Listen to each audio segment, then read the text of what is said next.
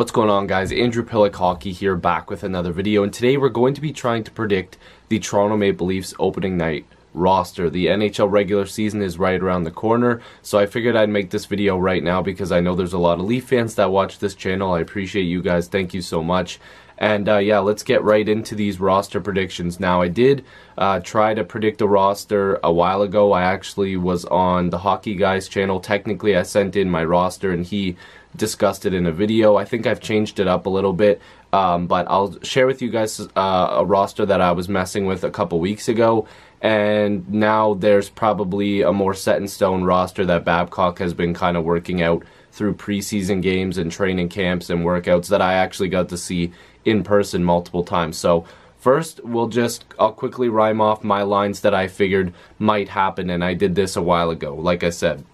So, the thing is, some of the lines will be arguably the same because Babcock kind of solidified what his first two lines were going to be pretty much right after Tavares signed. So those lines everybody pretty much will have for their prediction. Marleau, Matthews, Nylander when he signs, of course, and Hyman, Tavares, Marner. So that's basically been set in stone as the top two lines, so it's easy to predict those as the top two lines for the team.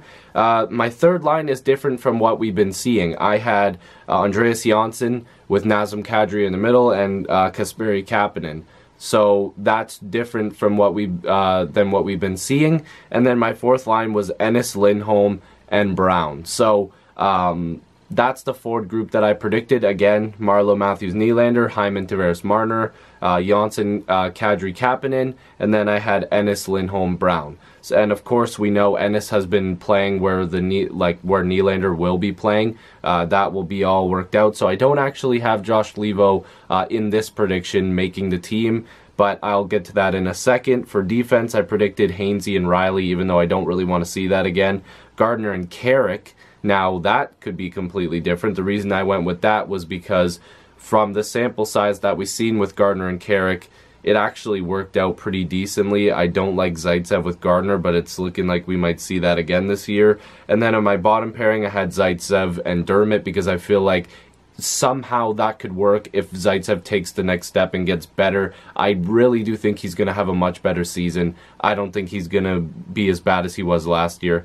And then in goal, I obviously have Frederik Andersen starting, and I have Garrett Sparks as the backup. And even though I have Sparks as the backup, I actually really do like Curtis McElhinney. I know a lot of people are against that, but I'm just basically saying I think McElhinney has done a decent job. It's just if they want a goaltender to take on more of the workload, they might get worried that McElhinney can't handle all that, so Sparks may be able to handle that. I'm one of the people that thinks that McElhinney might actually be able to handle that, but if I'm just going to predict, I think Sparks could take that spot. Now, like I mentioned earlier, I didn't have Josh Levo in the lineup. I said that Tyler Ennis would probably be there, but Levo's going to make this team, and he could arguably make one of the lines out of camp.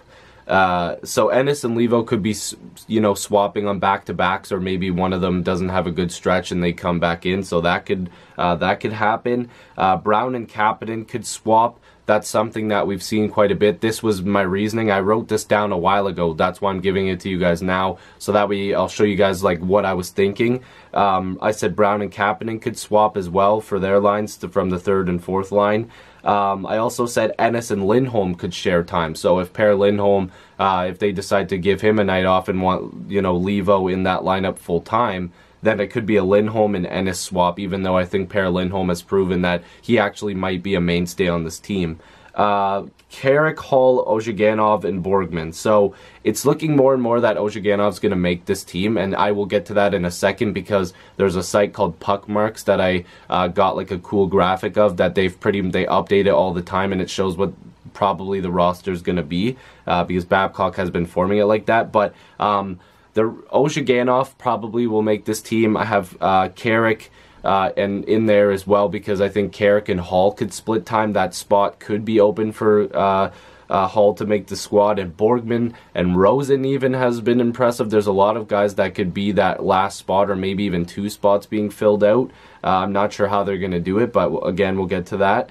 And then I also have written down Sparks, McElhaney, and Pickard. It's looking more and more that Pickard will probably be in the Marlies if nobody claims him through waivers. And then Curtis McElhaney probably will be a guy that gets put on waivers to try to be sent down as well. I think that they want to keep Sparks because if they put him on waivers, he could get claimed. So like I mentioned, I'm going to go and put on the screen here. First, we'll start off with the forwards. Puckmarks puts this together. They update it all the time, like I said, of what the lines have been looking like through training camp and in the preseason. So as you guys can see, those top lines, Marleau, Matthews, Nylander as the top line, of course. And then you have Hyman, Tavares, Marner as your second line, or they're both kind of first lines. And then they have Ennis, Kadri, and Brown, because what we have been seeing is Levo, Kadri, Brown. So they figure that even if when Nylander comes back, that Ennis will lose that spot. Or sorry, that Levo will lose that spot and Ennis will take over on that line. So Levo could be more of a placeholder right now, which would really suck. Unless they figure they're not going to have Ennis in this lineup. But the way he's been performing, even with Matthews, you know, it might be tough for Babcock to take him out of that lineup. So Levo could really be a placeholder right now, and that kind of sucks.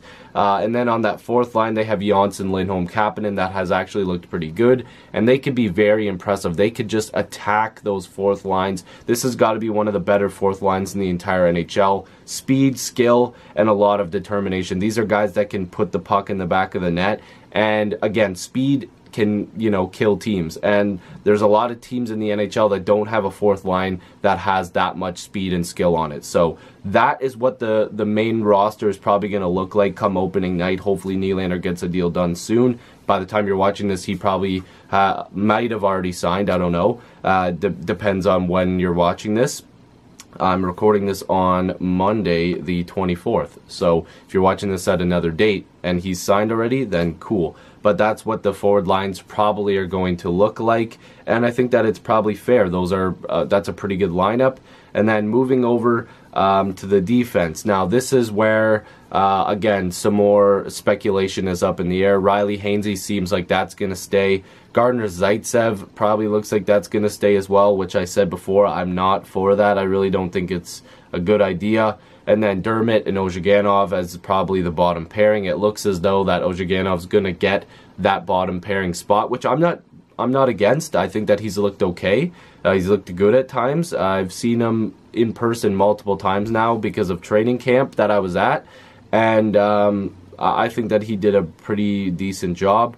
And then we'll move over to goaltending, where it's Anderson and McElhaney as their graphics, and that might have not just been updated because there hasn't really been any sort of set in stone backup yet, so that could change to Sparks, like I said. And again, going back to the defense, we don't have to go too in depth, but that spot that Ozhiganov has could very well be a spot where, you know, Hall goes in there, Carrick goes in there. But if we're really talking about what's going to happen, I think that these graphics show what probably will be the opening night lineup. You're probably going to have guys like Connor Carrick and Josh Levo in the press box, maybe even Andreas Borgman. Some people have suggested carrying 7 defensemen. I don't know how it's going to go, but this is just a general idea of what the roster is going to look like.